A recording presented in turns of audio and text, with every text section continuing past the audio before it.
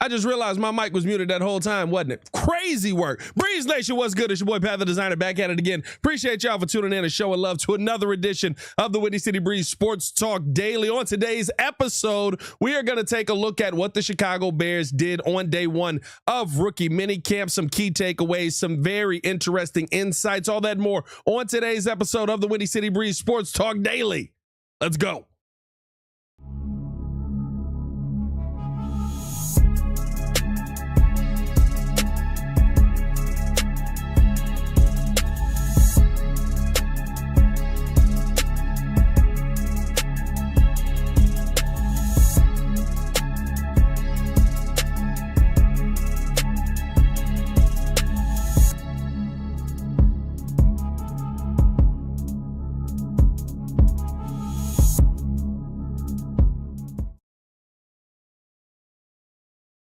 Now, if you are new to the channel, please hit that like button. Please subscribe to the page. We do talk Chicago sports daily on this channel. Only channel talking Chicago sports, how Chicago talks. So make sure that you get in tune with us, man. Listen, a lot to get into on today's episode. The Chicago Bears rookie minicamp is underway. I think that there is some really interesting takeaways. Now, again, this is rookie minicamp. It is not the end of the world. This is not the end all be all. I love how Ben Johnson really talked about the camp in a sense of, hey, let's put it out here honestly what this is. Nobody's coming out here and winning jobs. Nobody's coming out here and getting the depth chart sets. You saw how they released the depth charts, or if you didn't, go look at the Chicago Bears depth chart. It does not exist. It basically is a photo that is just blank pieces. They blanked it out. And Courtney Cronin talked about how a couple of teams in the NFL do that. So it's not a surprise that Ben Johnson has done that. But listen, I think that if you want to talk about something standing out, you have to start with the coaches in the building.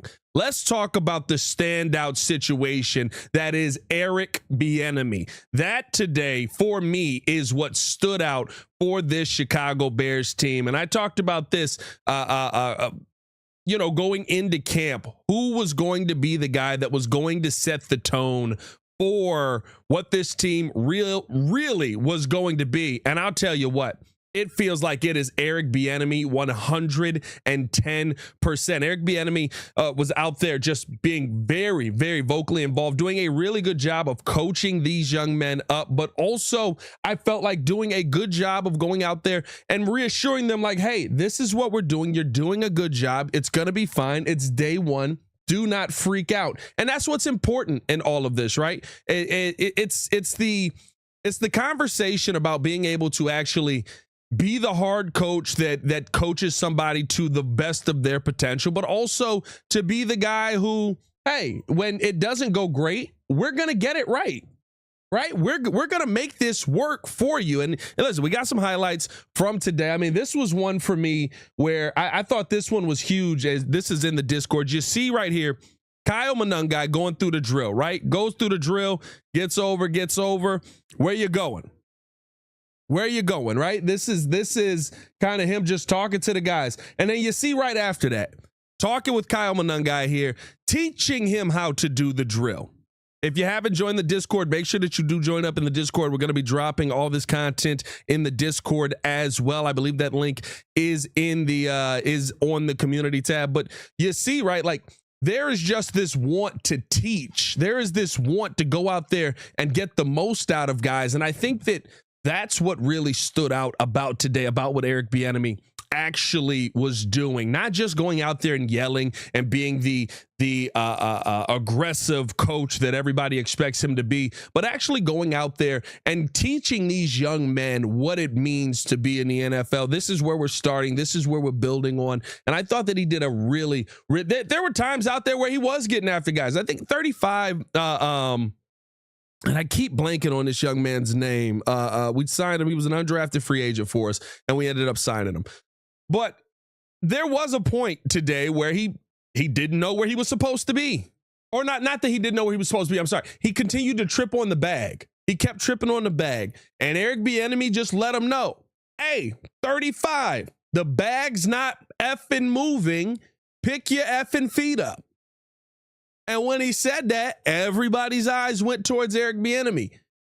And right after that is when you see that second video of him going out there and actually coaching this team up. And hey, listen, this is what we're trying to do. This is why we need you to do this. This is why we need you to make this play right. Like to me, this is what you want to see from your coaching staff in day one. And what I do love about it with Ben Johnson, what I do love about it with Eric Bieniemy here is they're not taking day one for granted, right? A lot of times you can take day one for granted. They're not taking day one for granted. It's not, well, you messed up. You messed up. We got to get that fixed right now. Let's coach this moment up right now. That's what I want to see. Shout out to Baki, Deion Hawkins. That's who 35 was, who ended up tripping up. But like, you look at all of these situations to compare it to last year, right? And there were so many things that everybody was just okay with. It happens. We'll get it right by Sunday. And then they didn't get it right by Sunday. We're not seeing that here, especially early on. And I think that's something very big to take away from today. It's probably the one big thing that I do take away from today. Outside of that, I don't think that there's a ton that is like, this is set in stone. This is godsend. But I think that there are some interesting things that you can go out there and take a look at. Azie Trapilo being on the left side the entire time. I think that does speak to what the Bears said going into this and what they want to do. By the way, if you have not done so, hit that like button, subscribe to the page, leave a 5-star review. Y'all know what to do, man. That speaks to what the Bears talked about wanting to do going into this camp with getting him some work in on the left side. I think yet again, that is a conversation of the Bears trying to replace Braxton Jones at some point, hand in the dirt on the left side the entire time, the entire practice. I think there was a couple of reps where maybe he got in there right, but for the most part, they were focused on getting him in there. And I thought what Azie said, I don't know if I got the, let me see if I got the audio in here on this. I thought what Azie said was very important to, here we go. Yeah, we do got the audio on this. I thought what he said was very important to what it means for the Chicago Bears to actually have, or for him to be working on this left side early on, and the kind of mindset that he's looking to approach it with. Let's listen in here.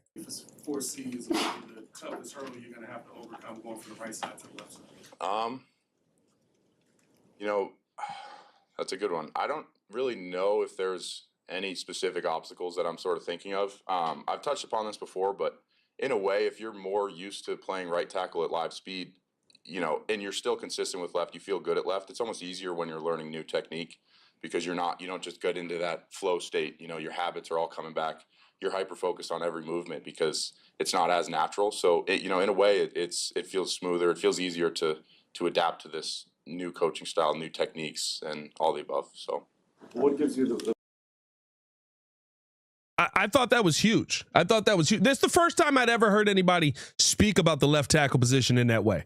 It was the first time that I'd ever heard anybody talk about moving from right tackle to left tackle in that way. Usually they say, you just got to go out there, you flip your brain, and it's going to be fine, and everything's going to be good. Azie was like, listen, you have to go into this with the right approach, with the right mindset, with the right technique, and you got to work at it. And listen, because it's not natural, it's almost like I'm able to play it better because I have to go out there and really focus in on what I'm doing on a consistent basis. I can't sit there and just have muscle memory on this. And I think starting him off on that left side now, eventually you will build that muscle memory. I'm not going to sit here and tell you there was this great evaluation of Azie Trapilo on day one. Like it's rookie minicamp. He's not even blocking against anybody, right? They're doing the medicine ball drill where they're kind of running into each other.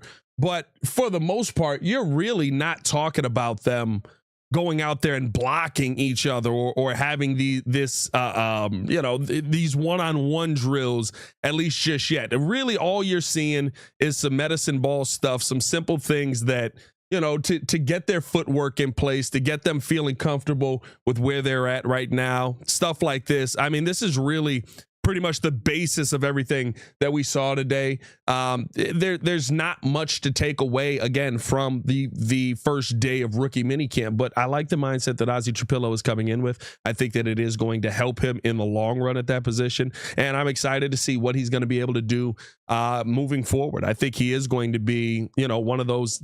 I think he's going to be in contention for that starting left tackle job. Let me know how you guys feel on that in the comments below, or in the chat right now. And any questions that you guys have, man, I want to get to those as well. So drop some questions in the chat as well as we show some different clips and stuff from the day. Luther Burden, got to show some love to Luther Burden, who I thought had just the perfect comments on, how to deal with the negativity that has come his way. The perfect comments on how to deal with, what a lot of people are saying about, his practice habits and different things like that. To me, you gotta just go out there and block out the noise. And that's kind of what he spoke to at the presser today. And the big thing about it is, I also got a chance to see what his practice habits look like. And I saw a guy that not only seemed incredibly talented, and when I say that, right, like everybody comes to camp and he's a second round pick, and so you expect a lot from him. But there's a line where it's like, this guy is here and everyone else is here. Luther Burden is here and every other wide receiver on the depth chart is like down here somewhere. So, again, take it with a grain of salt, but how he came out of his breaks, I thought was very clean. How he got his hands out. He's a hand catcher with the football. I think there were a lot of things that really just were dare I say, I got a little tingly. I had to calm myself down. I had to go, listen, this is rookie minicamp. You can't lose your mind. But I was excited seeing how he was playing, how he was coming out of his break, how quickly he was getting the hands out, how he was catching the football. It was a soft touch, if you will. I mean, but again, right, like, and it looked completely different than any of the other wide receivers out there. And that includes somebody else who I thought had a really, really good day in John Jackson, Caleb Williams, guy from USC, right? The one that came up with him, kind of give him the comfort feel. He had a heck of a day with a couple of really nice catches. And we'll hope to see that continue. But I thought even just his conversation on how he handling the noise. There's been a lot of negativity thrown Luther Burden's way the last couple of days. Let's listen in on that. Okay. There's been a lot of negative comments about your practice habit in the media the last couple of days. How would you describe your practice habits? I feel like I'm a great practice player. I'm trying to go out there and get better and, help my team any way I can help. So When you hear those, how do you react to the comments that are out there about what people are saying you were in college and where you are now? it's just noise. Block the noise out. Don't listen to it. And that's all you can do. You got to block the noise out. You can't listen to it. And listen, there's a lot of big name people who are trying to down his name right now. You know what I mean? There's a lot of big name people who are trying to throw dirt on him. And if we're being honest about it, why? This young man, I don't know why he fell to the second round. I don't know what happened. I don't know if he is that guy or he isn't that guy. But let's see if he is that guy, because is this not the exercise of futility that we had with Caleb Williams? Is this not this guy's a horrible teammate, nobody likes him, and nobody that was inside the building actually said that? None of the teammates that he worked with actually said that? Especially hearing this about a guy that Ryan Poles drafted as well.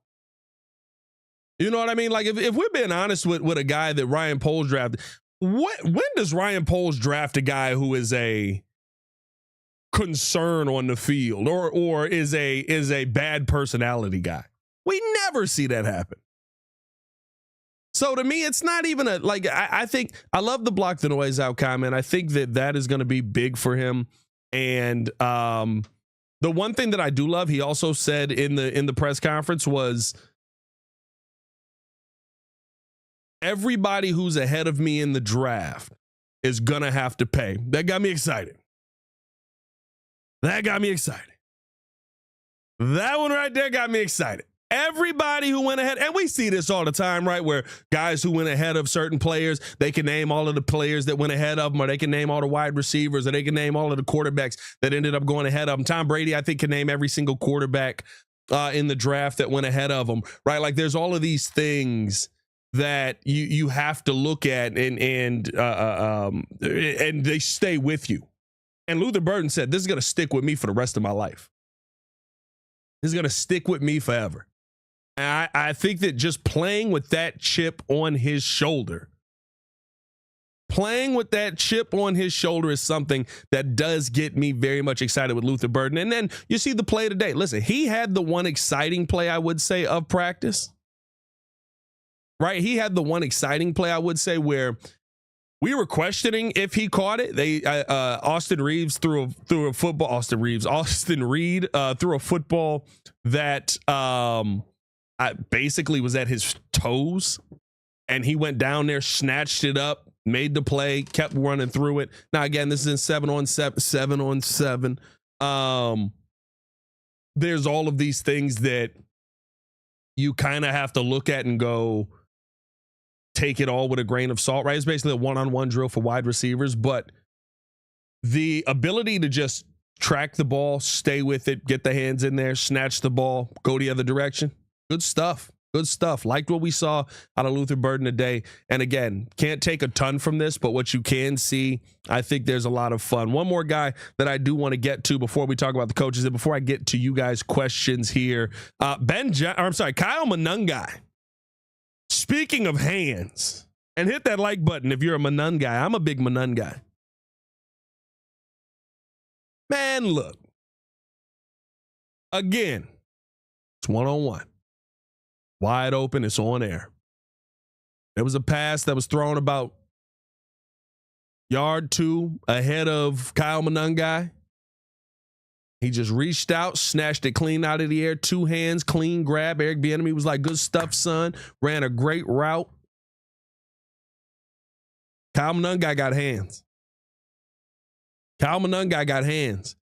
And if he's able to come in here and give you the production that you saw from the Big Ten Player of the Year, if he's able to come in and give you the production that you saw from a really, really freaking good running back in the Big Ten,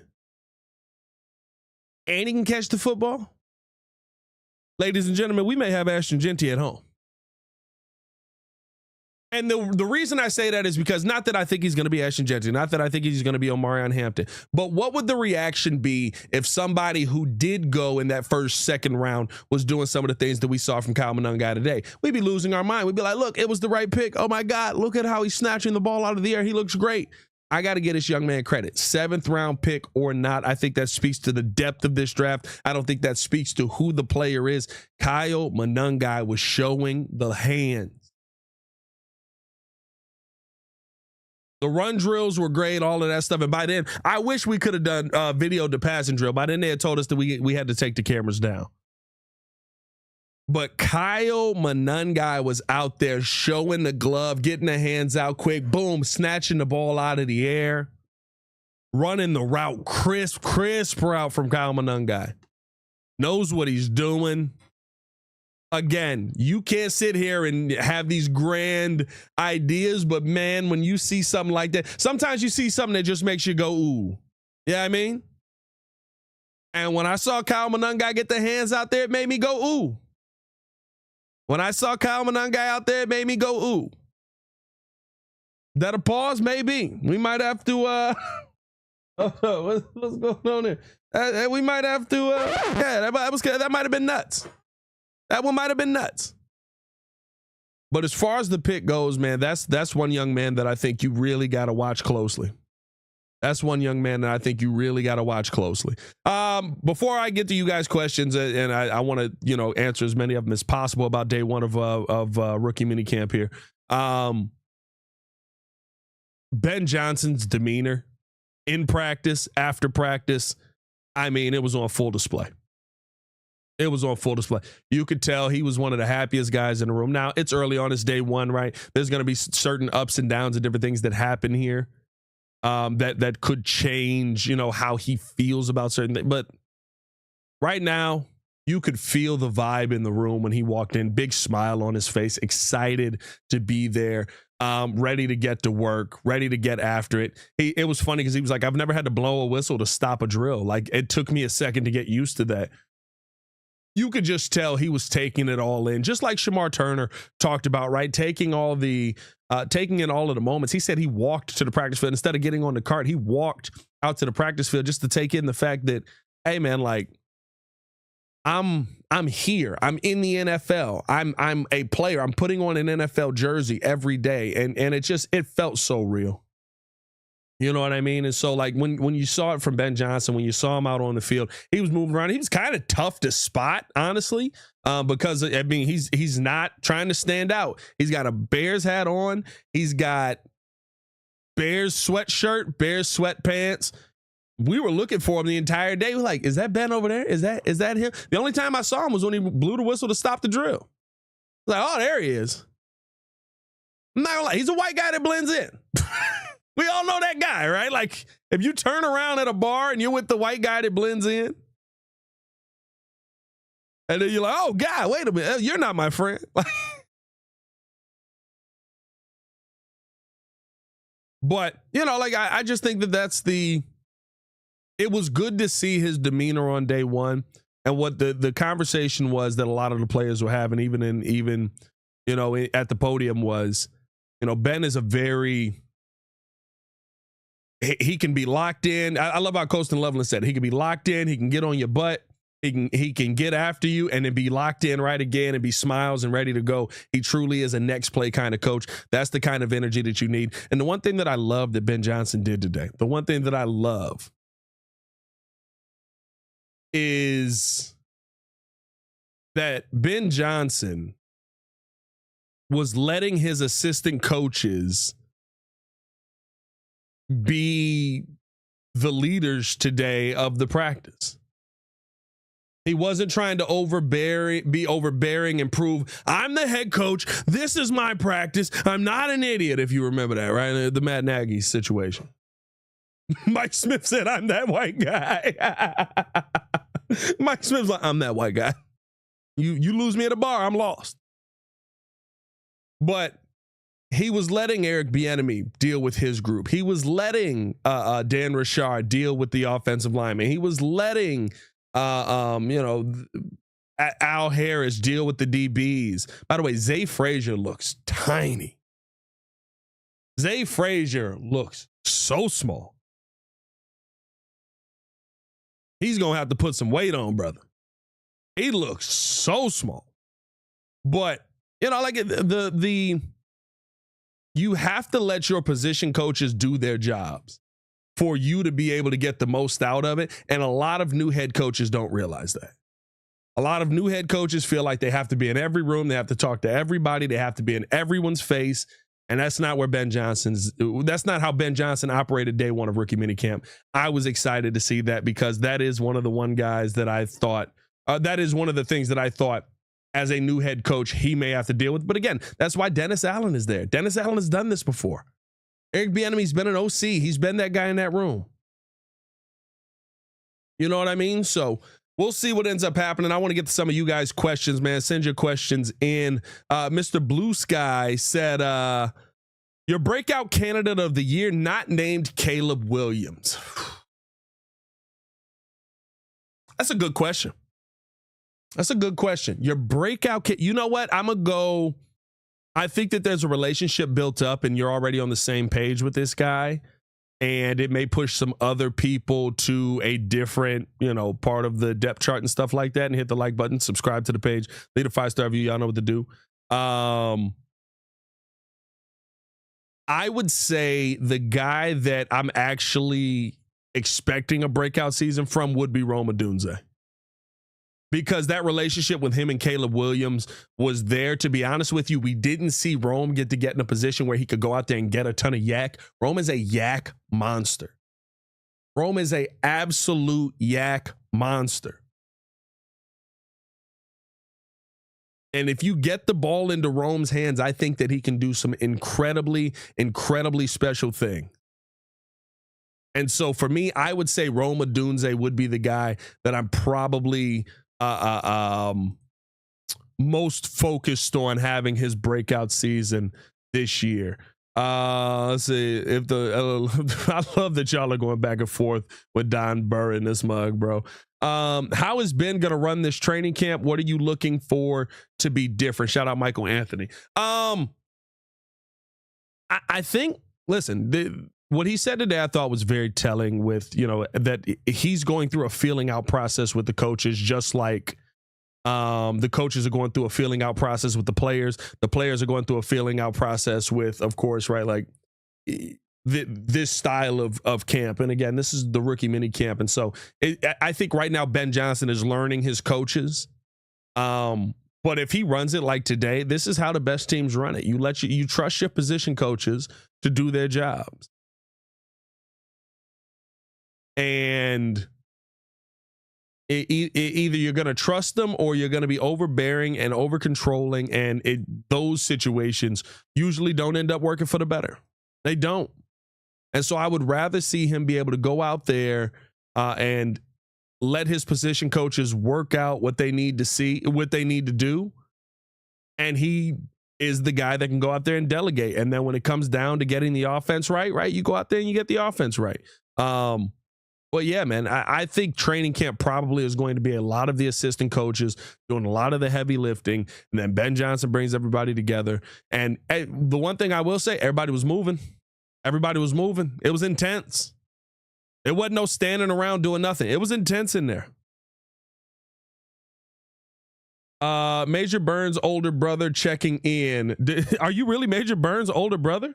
How did he look out there today? I'm not gonna lie, I wasn't fully locked in on the DBs. I did see him make a couple of have a couple of reps with the special teams unit. They had us on the other side of the field on the one-on-one. I'm sorry, not the one-on-one, on the 7-on-7 drills. So I also couldn't see exactly what the DBs are doing, but when they were, just running and getting themselves warmed up, I mean, he looked good. He looked solid. I'll tell you what, but seeing him and then seeing Zay Frazier, I could have seen either one of them getting drafted. Zay Frazier's tiny. Zay Frazier is tiny. So, but no, man, I thought that, I think that Major has a really good shot at making his team. Again, today was nothing crazy. And they kind of had us away from where the 7-on-7 drills were. But if he comes out and performs, listen, the one thing I know about the Bears DB coach and the scouts, they rarely get it wrong. That's why I trust Zay Frazier. I would expect, if that is your little brother for real, I would expect him to be a candidate to make the Chicago Bears team if he balls out. And I think that he will be somebody that gets an invite, because the Bears are always looking to find answers at that DB spot. So we'll see what ends up happening. Who else we got in here, man? Appreciate y'all for tuning in and showing love. Y'all have not done so, hit that like button, subscribe to the page, leave a 5-star review. Y'all know what to do. How about Shamar T? Shamar T got off of the ball really well. And again, nothing, right? But to me, see, he had to be turned down. And he said as much. He is a walking ball of energy. He is an absolute walking ball of energy. And you could see it when he was getting ready to go. You could see it when he was getting in the huddle. You could see it when he was talking to the coaches. And he was like, "Set hut, here we go." That's the one thing about Shamar, that they're going to have to find a way to calm him down. And if they do, you could have a really, really good player on your hands. Now, that's not just from today, but I think that having somebody who has too much energy and saying, "I need you to compress that energy and go. I need you to compress that energy and get after it." And if you do that, when you do finally explode all that energy into trying to get to the quarterback, you're going to be very successful at that. That's my takeaway from Shamar. You could feel it in the press room. I mean, he was literally just, he's smiling, happy. You know what I love about Shamar Turner? Shamar Turner is the epitome of somebody who just accomplished their dream. He can't believe, he knew he was supposed to be there. Right? He knew that he's supposed to be in this position. But there's still this, like, I can't believe, it's how I feel when I walk into ESPN or today. I'm sitting there and I always think this, bro. I sit there and I'm talking to Tom Waddle about the wide receivers and Azie Trapilo. Like, when you know you're supposed to be somewhere, you know you're supposed to be in this room, but you're trying to contain the excitement of being in the room. You could see it in his demeanor and his play on the field. I thought he got off of the ball really well. Again, nothing crazy today. They're doing one-on-one stuff with each other pretty much, but you know, those are the things that really stand out about him. Let's see who else we got. Dakota Burns said, yes, sir. Appreciate it. Hey, man, I appreciate you rocking with the show, man. I appreciate you rocking with the show. Tell your brother, come on, man. I'd love to have him on. I would love to have him on. So he's severe ADHD case. I like that. Bro, when I tell you, and I think Courtney has an article coming out and she talked about it on the podcast as well. When I tell you, like, you remember in Ant-Man? I think it's Ant-Man. No, maybe it's the Flash. One of them where like he's vibrating. It's the Flash where he's vibrating to like as an attack. That's what Shamar Turner is. Like Shamar Turner standing still is just like, that's him standing still. Yep, I got you, coach. Yep, here we go. All right, let's go. All right, like you can tell the coach was like, hey, bro, chill out. You're going to gas yourself out here. Let's see, what else we got? What else we got in here? How does Tasheem Johnson look? I heard he may be better than Burns. I mean, listen, like I said, I wasn't locked in on the DBs today. I was by the running backs. I was literally 10 feet from Eric Bieniemy, so I was focused on him. The offensive line was also right in front of us, so I didn't see a lot of guys specifically. I saw Burns, and I think Johnson was in there as well on the special team side because they were doing some special teams drills right here. They had Luther Burden and the wide receivers on this side as well. The DBs were kind of on the other side of the field, so I didn't get to lock in on them specifically. Listen, again, I want what Ben Johnson said to be extremely stressed with all of this, though. Extremely stressed with all of this. This is all just to teach guys a system. That's it. This is not to go out there and win jobs. This is not to go out there and set a depth chart. This is to teach guys a system. So there's not a lot you can take from everybody. You know what I watched Azie Trapilo do all day? Basically squats in different directions. I can't tell you whether his pad level was good enough because nobody was pushing his pads. He wasn't even wearing pads. So when people come in and they're like, oh, how did this guy look? There's a look that you can give off. There's a look where you can be excited. But with a lot of these guys, bro, it's literally them just trying to figure out the system, and especially the UDFAs. Especially the UDFAs.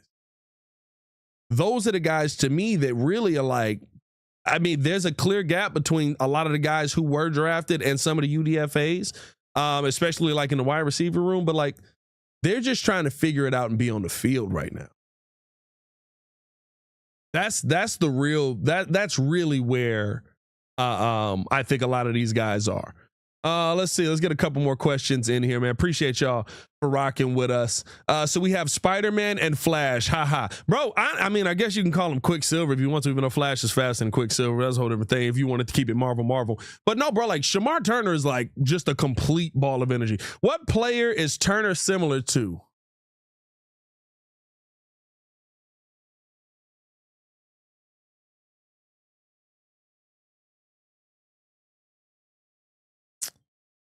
I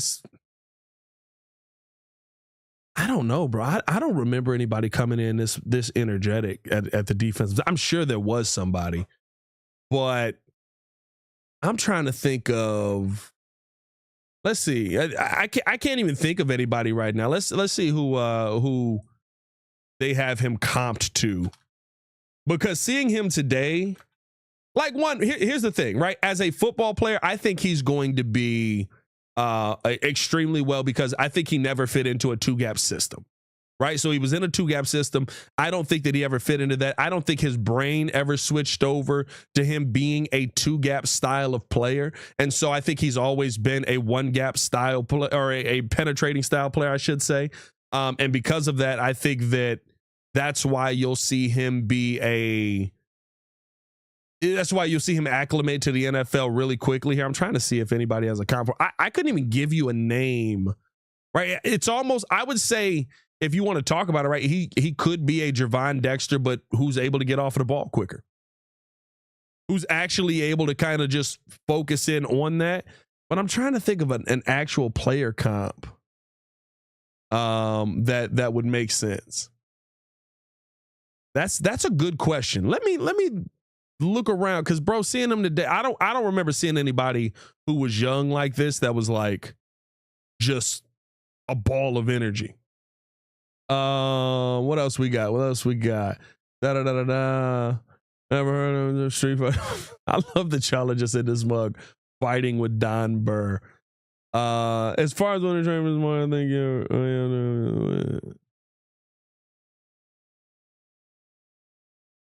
what is this? As far as winning the trade, I guess this from this morning's conversation, I guess. As far as winning the trade from this morning, I think we are way up.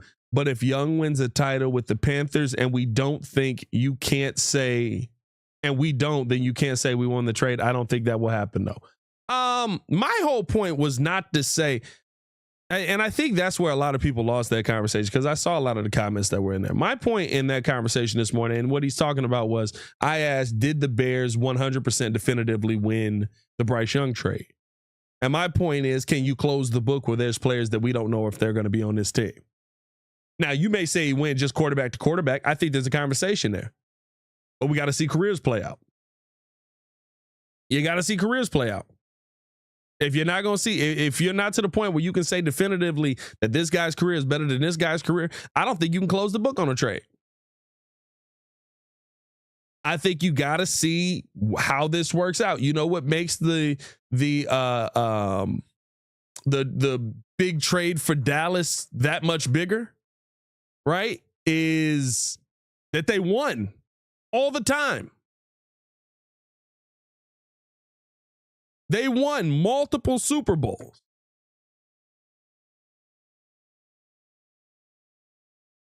Like, that's the Herschel Walker trade going down is one of the greatest trades in history because they won. Are the Bears going to win? That's the question that we got to see. That's the question we got to get answered. Let's see if we can get one more. Jimmy Hoffa's here. Drop the FGBs in the chat. Drop those FGBs in the chat. Shout out Jimmy Hoffa. What's going on, my boy? Tom Burr said, at Pat, thanks for being a good sport and letting me whip your chat. Listen, you come in here, you, Jimmy, and all of that, y'all come in here and go back and forth, and it's conversation. As long as y'all keep it respectful, I'm fine with it. I'm fine with it.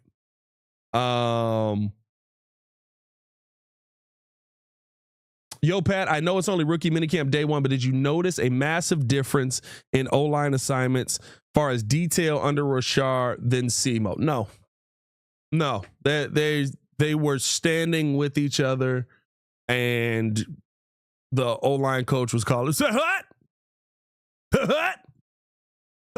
and they go. Like, the one thing that I guess if there was anything that I noticed, I'm trying to remember Buddy's number, and I don't have a piece of paper on or near me. It's in my bag. But oh wait, I do have this. I do have Discord. Shout out to Discord, because I've dropped this in the Discord. Let me see if I can find who this was real quick. He was an offensive lineman, Braden Kime. Braden Kime had I'm sorry, Jeremy Robinson.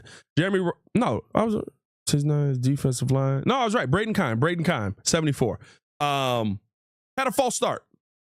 Right? They were trying to get him to jump off sides. They went set hut. He jumped like immediately, and he was frustrated. And they didn't tell him, get out the drill. We're going to figure this out. We're going to do it again. But right in that moment, let's do it. Come on. Hey, lock in. Let's do it.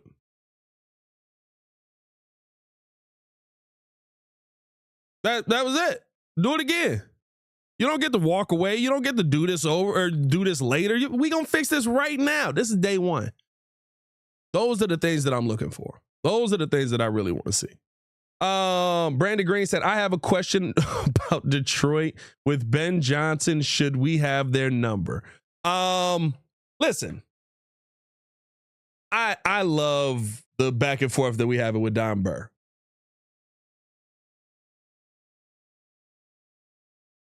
As Bears fans, and I'm gonna let y'all answer this. As Bears fans, what happens when you lose your coach? What happens when you lose the guy that was a main reason why you were getting the dubs? Now, I'm not saying Dan Campbell isn't that guy, but what happened to Matt Nagy when we thought Matt Nagy was that guy? When he lost Vic Fangio.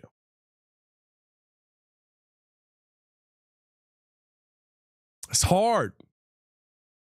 It's hard to do that again. Because in football, when you're successful, it's because there's a special formula that you have put together. And there is an absolutely key ingredient that is missing from what's going on in Detroit. Now, does that mean that's what's going to happen? I don't know. I can't tell you. I don't believe that the Lions are going to just fall off of this massive cliff. I think you still got a ton of talent there. I think you still have people in place who were in place when plays were being called up there. I think there's a lot of things that play into this, right? Where Detroit probably is still good. But we had a lot of good players on this team. We had a lot of the formula left. We still had the head coach. And Sean Desai was not Vic Fangio. And that was the problem. That was the problem. Sean Desai was not Vic Fangio. So as somebody who has seen that multiple times, I do think it's worth the question, will they be the same? But I'm not going to sit here and say that they won't be the same. Hey, man, I'm going to get up out of here. I appreciate you guys for tuning in and showing love to another edition of the Windy City Breeze Sports Talk Daily. If you have not done so, please hit that like button, man. A lot of you guys come in and you listen, and I appreciate you for listening. But when you don't hit the like button, it does it does not push the video as far. So appreciate that, man. Share all the content up. If you have not done so, join up in the Discord. As you can see from today, all the videos were in the Discord before they ever were on social media. I literally dropped them in there pretty much right after shooting them. All the photos were in the Discord before they hit social media. The press conference cut-ups are in Discord before they hit the social media. So you're getting the first of the first from everybody. When the merch does officially drop, it will be in the Discord first, and then we will put it out on social media. Also, make sure that you're tapped into the Patreon, man. The Patreon is growing. We're going to start doing, I'm going to get back to the reaction videos. We do have a newsletter now written by my father, Wild, over on the Patreon side called Catching the Breeze. He just dropped an article. Excuse me. He just dropped an article today on what the Chicago Cubs can learn from the Cubs back in 1969. Very interesting article. And well written. He surprised me a little bit. I mean, I knew like I got my sports brain from him, but he surprised me with how well like he was connecting all the dots from like, you better learn this because where you're at right now, it could send you down a spiraling path that could get bad really quick. So it was very cool to see. But hey, man, appreciate y'all for tuning in and showing love. Drop a FGB, drop a FDT, drop a FMN, and drop a Bardon. It's your boy Pat the Designer back at it again. Y'all stay safe out there, Chicago. Big Bardons. One love. Peace. Red Nation, are we here? The best show for Chicago sports.